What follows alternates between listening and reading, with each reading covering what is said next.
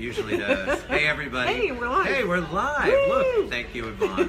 Happy Tuesday. We just had Vanna White, aka Yvonne Sandoval, push the button so that Jan and I could go live. Yep. We're back at my table at the Citrus Club. Loving that color though. Look at how that looks. The light, right? The light. I look perfect. thinner. It's fantastic. Well, we look thinner and we look younger. Totally younger. 25 we years like younger. this distance. So let us know that you can hear us and see us. That's what I'll be looking for. Yep. Jan is my guest today. We have a super important, crazy topic to talk about because I can't believe we have to talk about this, but we do. And Jan and I met. It had to be here, right? Remember, I had this table. Oh my God! So that's Do you remember? And you got the table, and people were giving you the evil eye, right? And I was not. No, but I went up to him and I said, "Okay, I get this is your table, and you can have it when I'm done with my meeting." And we've been fast friends ever since. We were. Yeah. And I'm like, it's not really my table. Although I was like, it's totally my table. It's totally your table. Fine, you can have it for a while. It's totally a terrible your thing table. to think. It's all good. But it's totally true. It is. And then we've been fast friends, and then you have become such an advocate in the human trafficking world, which you hate to even think about. Steve Placey says, "Love me some Janet." I love Steve awesome, too. right? I love you.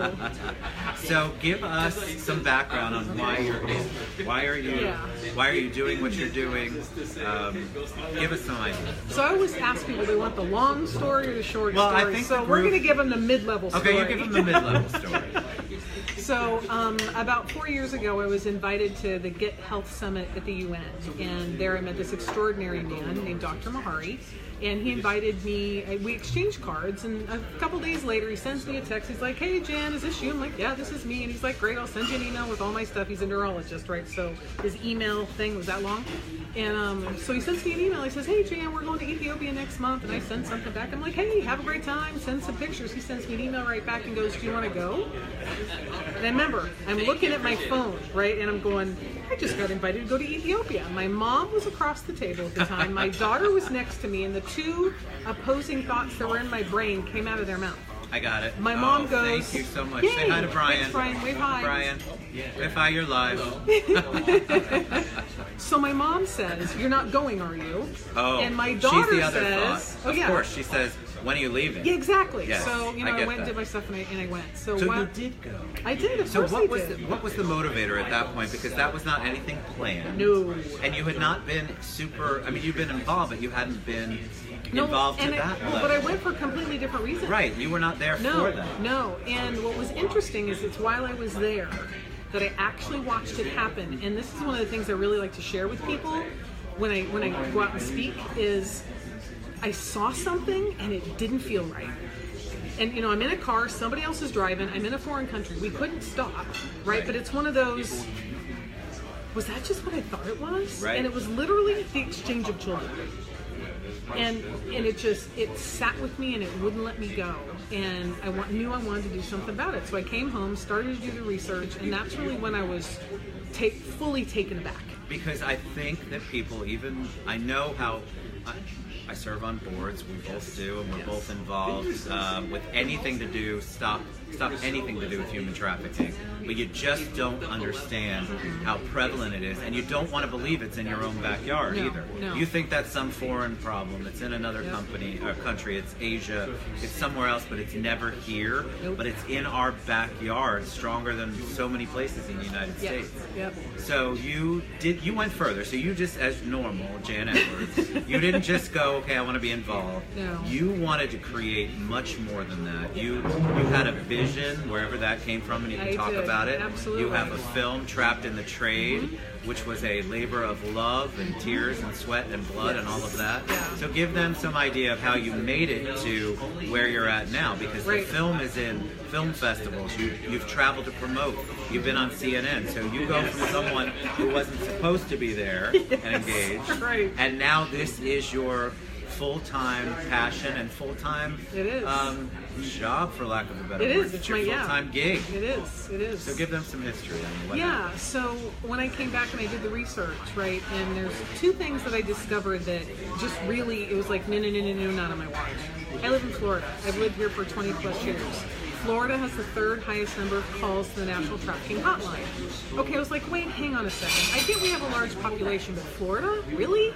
we're, you know, especially Orlando, Right. we're the land of sunshine, Right. happiest place on earth. We've got ears. We've got Mickey ears. The heck. And it's because we've got this I-4 corridor. We have 3 ports and over 68 million people visiting Orlando. So it was like, okay, I can now wrap my head around this. And so then I was like, all right, now what? Like, what is there to do? Because I'm a business person, right? That's where my mind comes is, okay, how do you solve the problem? So I spoke to Florida Department of Law Enforcement, FBI, Homeland Security, undercover police officers, and more importantly, survivors. Right, and I asked them, what's missing? What's the one thing that would have the biggest impact? And they all said awareness. People do not know this is happening right here in our neighborhood. And I'm going to share a story if I may. Oh, please, share the story, because it's just, you can't believe it. Again, you don't want to believe it's happening anywhere, but you certainly don't want to believe it's happening in your own backyard. No, that it's here. So I shared my film and had a conversation with one of the community colleges here. And there was a little girl sitting up front. She was about 7 months pregnant, and she was asking questions that I knew something was going on. Like, I knew that she'd been involved in something. So she asked if we could talk afterwards. I said, of course. I bought her a little sandwich, a little snack, and she was profusely thankful. Like, thank you for doing this. And she said, I just left the trade. I'm like, okay. You know, and when you're really interacting with... How old was she? 18. When you're interacting with people that are in this environment, like, you just, all there is to do is to be with them. That's all there is to do, is to love and be with them. And so I said, okay. And like, I got it. I said, so can you tell me a little bit about this? Well, she was 16 at the time when she started. She had come over from the Dominican Republic. Her mother had abandoned her. Her father lived here, and she wanted to make money. So she went and got a job at a strip club. And 3 months in, this, you know, groovy dude comes in and promises her the world. And, you know, 8 months later, she's pregnant. 8 months after that, he holds a gun to her head. Now, here's the thing. She went to an A-rated school in a very affluent neighborhood. Not going to tell you where. But we've got several A-rated schools in several affluent neighborhoods. You guys can do some math. And I asked her, and I said, what did your friends say? Because this was the most disturbing piece for me. And she goes, oh, my friends loved watching me roll up in my pimp's Mercedes. Well, and don't you think a lot of that, I'm not going to be 1950s and try to blame it all on television, but don't you think that we've created that environment where they think that's the norm and they think that's something to aspire to? We totally have. So much so that some of the football players were giving their girlfriends grief because they weren't doing what she was doing. I went in my car and I cried for 30 minutes. I sobbed. And then I called a friend of mine who's a child psychologist in a school system here, and she said, Jan, we see this all the time. It doesn't matter if it's an A-rated school or a D-rated school. It shows the children are not getting the love and attention they so desperately need from their families. The wealthy families are trying to ply them with stuff and cars and trips and shopping when really all the child wants is their parents. And in the, you know, D-rated schools, you might have 2 parents working 3 jobs, and the child just isn't getting the love and attention they want and need. But there have to be predators out there, because Very much you can have all of this, but you still have to be targeted. It's not like you go, wow, I think I'll try human traffic. I think I'll be human trafficked today. Yeah. They're actually out there purposely, intentionally targeting them, looking for them, and they know the psychology behind who could be a great person to be trafficked, which is a horrible thing to even say out loud. Yeah. It breaks my heart. Yeah, it is. So, you know, there are predators, and they troll. Look, how do they get in the schools though? Like, I can't. They have girls that recruit. That's really what my film's about. My film actually shows how simply and seamlessly this can happen. So talk about the film. It's Trapped in the Trade is your film. And so talk about that, because that's something I think people don't believe actually goes on. It's the same as when we used to bury our heads about the drug problem in schools and alcohol problem and everything that's going on in the schools today. You can't believe that that's actually happening in our schools. Yeah, there's actually been several young men and women that have been arrested in the state of Florida for recruiting other children to be in. Because, see, that's the whole point, is once you're in. Because you got to remember, this is a 14-year-old mindset. The average age that goes goes into this lifestyle is 12 to 14. You do not have a developed brain. So you get invited to a party, you're out at the mall, someone showers you with stuff, right? Oh, you're beautiful. Have you ever thought about being a model? Who does not want to hear that? Well, and sometimes that's the only time they've ever heard it. Exactly. So they're dying for it. They're hungry for it. Remember, they're not getting what they need. Correct. So, in human beings, we will get what we need to survive. So, the next thing you know, you're at a party, or you're at an event, or you're at somebody's house or a hotel room, and you're drugged, or you're forced into doing something you would never choose to do. And then it's photographed. And then it's sent to you. And so now you get threats and coercion. And they call it a silent crime for a reason, is because you've got shame and embarrassment and fear on the victim side. I didn't realize that was part of their ploy. So yes. They take the pictures knowing that they're going to threaten them and that they will never want them released. And use it against them. And so that's horrible. That's the part I did not know. Yeah. So remember, that can happen. And if you've seen any Anytime. SVU, any Law and Order, anything, you've seen where social media is used all the time to blackmail, to shame people into doing things. Sextortion. See, a lot of times children, they'll be dating someone, right, online, they won't know who it is, and they'll be like, send me a picture of this and send me a picture of that, and then the next thing you know, that picture ends up on all the phones of everybody at your school, and now you're labeled as something that you're not. Correct. And that is something that is so devastating to them that they will do things that they normally wouldn't do in order to avoid that. Exactly. And that's where they get them. That's where the whole head games comes in. Yeah. And then so now they're hooked, so they're in. Yep, they're You in. said they're trapped, which I love that. Trapped in the trade. I hate it, but I love it. So they're trapped in there, and then it becomes a cycle. They can't, there's no way for them to escape. So what does their average day look like? Well, there is no average day. That's the problem. Okay, there is no average day. They're not off having a fancy day at school or shopping. Well, they might be doing it at lunchtime. They might be forced to do that at lunchtime. They might, from 3 to 6 is, you've got aftercare up until 12 years old, and then once you can drive, you're okay. But that age is between 12 and 16 or 17. There's really nothing for a lot of teenagers to do, so they will be forced to go do that from 3 to 6 before their parents come home. I have a girlfriend that was trafficked in about 40 years ago, and they would call her at midnight and have her be down the back alley, pick her up. She'd be, I was going to say it, raped all night long, and then dropped off at home the next day and then have to go to school. So how do these kids, first of all, at 12, 13, 14, you're already in an emotional, crazy firecracker. Yep. So how is it that the kids are able to maintain anything at that point? Is that where they begin to feed them drugs to maintain? Is that where they shower them with money? Or at that point, how do they keep them entrenched in that? So it's back to, right, so you've got shame, embarrassment, and fear on the victim side, right? And then you've got threats, coercion, and guilt. Well, you came with me, you wanted this, you can't blame it, so it literally is a mind game. And there's a thing called gaslighting, where over here as a human being, there's something wrong, and you say there's something wrong, and the expert at gaslighting makes you feel like you're an idiot. And that's not true. And then so you start to question your own sanity. It's very much like Stockholm Syndrome. Right. Right? And they keep these children in, because you got to remember they're 12 and 14 years old. All right, so I don't think people want to wrap their heads around it. And that's another part of why human trafficking is one of those things where only recently, with all of your efforts and so many people's efforts, it's come to the forefront. Because I think that is such a dark, deeply sad, and just awful thing that our kids are going through, and you just don't want to believe it's happening. And they're petrified. That's the thing. They're scared to death, because imagine being a 12-year-old.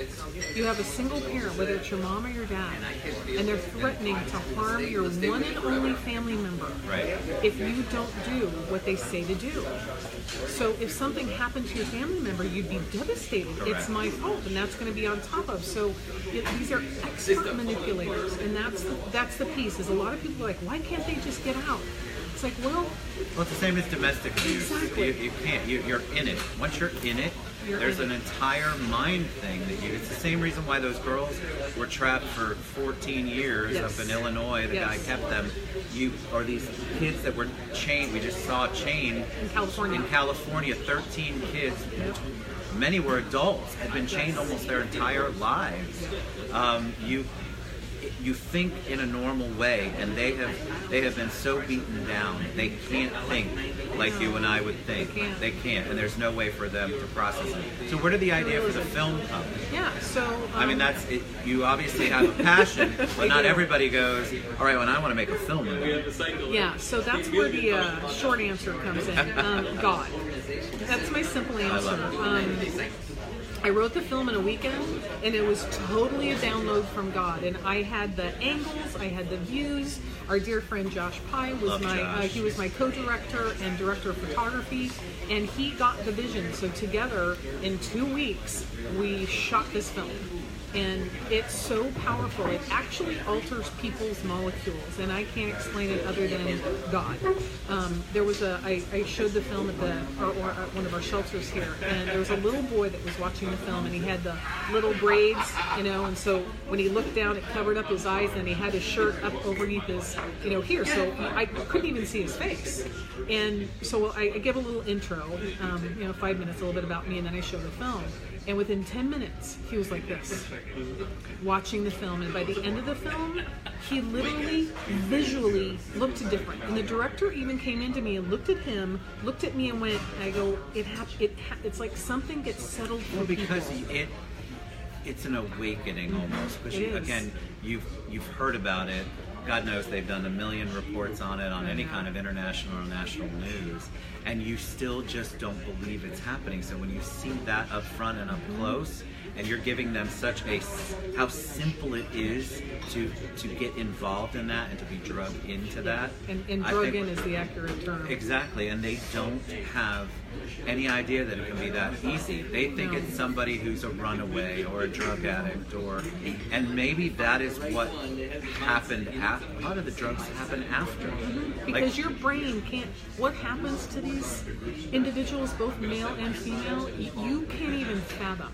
And so to be subjected to that day in and day out, at some point in time you will take mind-numbing something. Whether it's hemp-fed, which is what happens and how they keep them, because if you don't meet your quota, you're not going to get your stuff.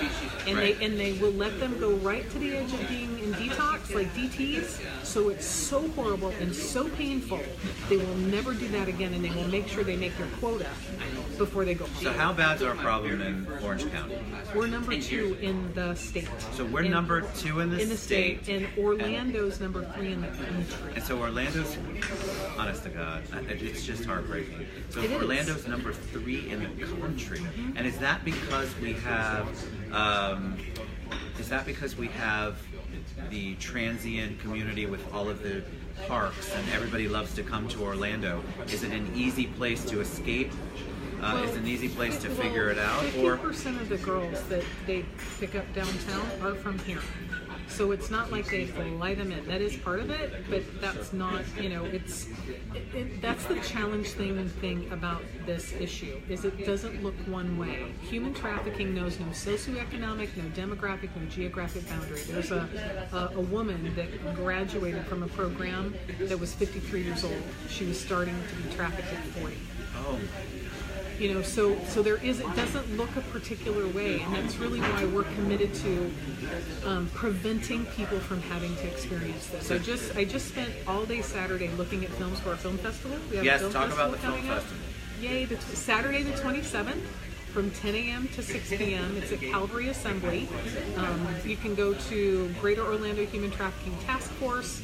They've got information. I've got information on my website. And we'll post everything at the end of the show, I promise. And you'll actually, we're the only human trafficking film festival in the world. Wow. Yeah, so it's kind of cool. We got dozens of films. We're gonna.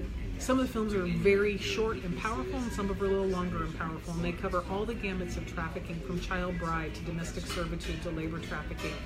And that's really what the thing we really are committed to, is raising awareness to prevent it, because this is a lifelong thing. My friend that I told you that was trafficked, 40 years ago. At 40? Yeah. Oh my gosh. Yeah. So where is your... the thing about that, so I've got to ask, so at 40, you're obviously not the 12 to 14-year-old who doesn't have to develop... Abusive relationship. Okay, so I was going to say, so there is something there that leads to, hey, I've allowed this to be okay in my life for all of this time. This is just another portion of that, form. another It's just form another of form. that. Yeah. Oh my God, that's Yeah, absolutely insane. and there's the self-worth and to, you know, a lot of the survivors, and we call them warriors, right? Because they survive. I like That's the thing, warriors. is That's awesome. less than 5% actually make it out. So the fact that they've served, these are warriors. These young men and young women are warriors. That's a good point. So it's not just women. No. Because that's what you think of when you think of sex trafficking. Yep. You think of young girls, you think of, but it is men as well. It's Yes, boys it is. as well. Yeah, 40%. Because So- there's a whole, believe, if you've watched anything on television, there's a whole world of little boys, little girls, little boys and little girls, Yep. and apparently that's the first time I've ever heard of a 40-year-old. To me, there has to be more of that out there, and we have to, There that's is. a whole nother topic And it's a lifelong thing, because my friend who, you know, does very well, she's got her own 501c3, she's out making a difference to same things, so no children have to deal with what she dealt with. She you know, we did the road rally together, the Fireball Run. You're familiar with Yes, Fireball Run? yes, We had so much fun together. But she also wrote a book called Slave Across the Street. And so I'm halfway through her book, and I had to put it down because, you know, and I'm clear she vetted it. So not everything, she didn't put everything in the book, but what she put in the book I had to put down and stop for a minute. And I looked at her and I said, "Can I ask you a question?" She said, "Of course." I said, "How do you sleep at night?" And she pointed to the nightstand, and there were 3 little pill bottles. And she goes, "I don't drink." And this is 40 years later. Okay, so you're Wow. talking a lifelong challenge for anyone that's going to go through something that traumatic to deal with. And that's why prevention, I'm so passionate about prevention, is we want to cut this off at the knees. We want to educate our kids because they are the commodity. They are the product. We want to educate our kids so they know what trafficking looks like. Educate our parents so there's an open dialogue. And then empower them. So when some good-looking suave guy comes up and tries to sweet talk you, you're like, "Hang on a second. Hang on. You want to take me out? You're going to come meet my parents." Correct. And you know what, as a parent, I was thinking about, how would I, this is not a judgment, I'm just thinking out loud as a dad, how would I not know that's happening? But that's how good these people are and how much It is. control they have over your daughters and your sons. And Jason asked a question, it's got to be, money has to be the main motivation for the people running it. And I thought the same thing, like, how do you become that evil where that is what you're doing, is your livelihood, is trafficking human beings. And in reality, they're literally, it's just like It's a business. it's a business. It's a They don't business. look at the people There's as human. cups of coffee, and then there's people. And here's the thing, right? And people That's are, the thing. People who are normal cannot possibly fathom that. Well, thought here's what process. you got to think about, because I had to wrap my head around this, okay? Like, really had to, is I actually have compassion for the pimps, and I'll tell you why. Because their life had to look like something different in order for that to be how they ended up. I agree 100%. And research has shown over 90% of pimps were abused at a very devastating rate, sexually, physically, emotionally, and spiritually, from a very young age. Yes. So the empathy piece that most human beings have, it's killed off. And it literally is by the grace of God that and they can, and there's several, you know, that are reformed, and they go out and talk about it, and they preach about it, and they, you know, they go out and try and make a difference in the neighborhoods, because that really is the only thing I think that and a lot of counseling is the spiritual cleansing and release of that level of evil is something that only the miraculous can do. Well, and I think you're right, and I think that it's hard to say, but I would have said the same thing. There's a reason that the pimps, and that's the best word for them, Yeah. are the way they are. So And you it's have sad. to. And honestly, I think that if you can't figure out, there's got to be at some point some sort of way to handle that, so we aren't producing so many of those pimp thought processes. Exactly, and that's, you know, it's We want to focus on the victims, I get it, but I don't want to give them any credibility, but there is No. a victim there as well. Yes, and there is. unfortunately, they are doing something horrible and it doesn't excuse it. No. It's just there is a reason behind everything. There I guess. is, always. And I feel like if we don't talk about the fact that there is a reason behind all of these crazy diabolical things that go on Yep. in the world, Yep. then we're just going to chalk it up to, oh, they were just evil. And that's not necessarily the case. No, well, there's a triangle, right? So you have the pimp, you have the victim, and then you have the person purchasing the sex, right? And that's one of the pieces that, the People Not Porn event, that the People Not Porn, they were with me up in Tallahassee last week, and the demand movement. It really is, empowering our society to allow men to be men in a way that isn't what you do. Right. You can be a man and not You're right. buy a child. We haven't even talked about. So you've got the pimp and you've got the victim. Mm-hmm. You've also got the person who is paying money Yes. to have sex with a minor or a child or someone who obviously is, even at the 40-year-old, Yeah. they're not a willing participant. And No. that's a whole nother level of wow. So you're dealing with this complex psychological Yes, it is. issue. But what we have to figure out is how to make more people aware. Bill Moore said, and it's true, like, so if you see something, if you see anything strange, Do say something. something. No, I Do want you to something. do something. I I want you love to it. say anything. I want you to take an action. So when everybody Talk pull about out that. their phone. See, I love it. Yeah, Bill, pull out good your lead in. That phone. was Yeah, good. thank you. Thanks for that transition. So when you pull out your phone, I'm going to have you put, by the way, it's my Wonder Woman cover that my daughter gave me. I love it. Because that's what she thinks I am, and I love her for that. So you're going to put the National Trafficking Hotline number in your phone. And I'm going to give you that number. And I'm going to say it twice, and then we'll type it in. It's 888 3737 888.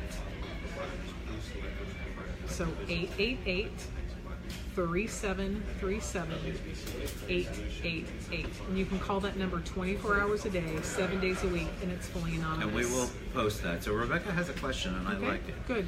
So there are some things out there circulating, like when someone hands you a flyer in the parking lot, it has a substance on it, Yep. and then they pass out and they come and get you. Is this true?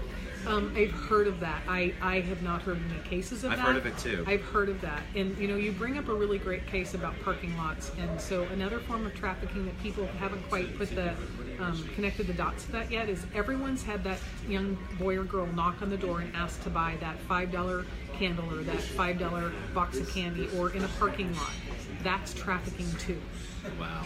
So these are underage children, unsupervised, out in parking lots, out in neighborhoods, actually selling things. They're promised, again, that someone comes in, talks to the parent, they're promised something, right? Whether it's a trip or whether it's money, they end up getting $1 a day, which is, granted, $1 more than they had. However, they're spending 10 hours a day out doing this unsupervised, which is very dangerous. So in that particular case, because that's a great point, are they being sexually trafficked at that point, or Labor. they're just That's they're labor- that's trafficked? labor traffic. Which is I wanted to say this because there was something about slavery you had on your phone. Oh, yes, yeah. So what the month is? I had such I just had such a big reaction to that. So January, and one of the reasons why we're on, other than the topic is incredibly important to talk about, January is National Slavery and Human Trafficking Prevention Month. How often do you put slavery with that? But that's what it is. It is, and that's it. And we're starting to call it slavery because that has a completely different connotation. You have a visceral reaction Yes. to that word, Yes. slavery, and I actually think that is awesome, because when you say human trafficking, trafficking, what does that mean? A lot of people actually don't know what that means, No.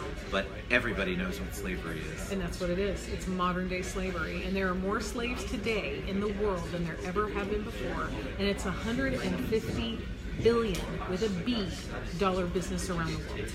One All right. girl, one girl, just to give you the concept, Tell us. one girl is worth $250,000 a year. Wow. One girl. So there's your money question. So it's a There highly you go, you're right. lucrative business, and there's a control factor too. You got to remember where these men and women this came from. So it's not just the bad guys; there are bad women out there too, and that's That's correct. breaks That's my a heart. great thing. Is if you have a suspicion and you see someone with a woman, that doesn't necessarily mean that's a good thing. So go with your gut. Say something. It's not like you need to cause a scene like on any of these No. shows or do anything like that, but you definitely want to do something, like Jan said. You know, and call, you can call 911 too, because when I was up in Tallahassee for the actual National Slavery Prevention Day, we had several officers up there, and I asked them, because sometimes when you call these numbers, you're waiting for 10 minutes, you know, and if it's a child under the age of 18, you want to call DCF. Well, I'm not going to wait 10 minutes. There's a child's life at stake. So they said call 911. So you can call the National Trafficking Hotline if they're like, hi, this will be a 5 or 10 minute wait. Hang up and call 911 because you want to rescue that child right then and there. Correct. And it's here. Just, you know, we've numbed ourselves down as a society, and I want to wake people up to really paying attention to what's around you. And you don't have to get involved. I'm a little bit more brazen than most. That's okay. I'm not inviting you to do that. I want you to be safe. You're important and you matter. However, what I do want you to do is use your phone. I want you to pick up the phone and call 911, call the National Trafficking Hotline, take some sort of action that you never know that it could save a life. Every time I go out and speak, you know, we trained over 1,300 kids last year, and every time we go out and speak, I'll get a text message, I'll get a Facebook post, I'll get an email, I'll get something going, Jan, thank you so much, I called that number today. And that's what's going on. The more aware you become, the more you're paying attention to the situations you normally wouldn't. There is something, I'm telling you, go with your gut. If you feel something funny, it's probably funny. If Trust it doesn't your gut. look right, trust your gut. Any Trust your parting gut. words for them? And we'll post Yeah. all of Jan's contact information, everything about the film festival, about the film, and her organization, Paving the Way. Yeah, so there's three things I want to leave you with. First of all, this is real. It's happening. And it's okay if you're going to need a minute to wrap your head around that. Go online and Google sex trafficking and you will find so much information for yourself, right? So I want you to be educated, so go educate yourself. Once you're educated, share a fact. Facts are benign, there's no opinion about it. You can say Florida's ranked third. You can say the average age is 12. And that will actually create a dialogue for you and this other person. So then now somebody else knows something. Somebody else is now educated. Then they can go educate themselves. And the third thing really is to get involved. There are several amazing organizations here. Florida Abolitionists, Samaritan Village, Cherished, Precious, and Loved, One Purse, Paving the Way. Paving the Way. You know, so there's lots of organizations here that you can get involved with, whatever your calling is. I have people ask me all the time, how could I get involved? And I always ask them, I go, what do you want to do? Correct. Because I'm on the prevention side. I work with the kids, I work with their parents. I'm over here, I want to prevent it. There's other people that want to go rescue. I've got several soon-to-be veterans, and they want to go kick some booty and take some names. And I'm like, I've got an organization, I can point you in that direction too. Correct. You know, and for parents, this message is specifically for you. You got to talk to your kids. They're counting on you. Okay, you got to have that conversation. I know it's weird. We didn't have to talk about this as kids. We did not. But they're counting on you. You know, so share this video. Go online and research it together. Ask them. Create something with them. So if it happens, they know they can come to you. If something happens to one of their friends, they know that you're that trusted person because they're counting on you and you're it. I agree. And so that just have that conversation with them. I know it's not easy. You can go to our Facebook page. I've got videos and articles and all kinds of things. Just sit them down in front of it and go, I'll be right back. You know, so you can be educated too and make the difference we're out to make. That was wonderful. Thank you. You're Thank you welcome. for sharing.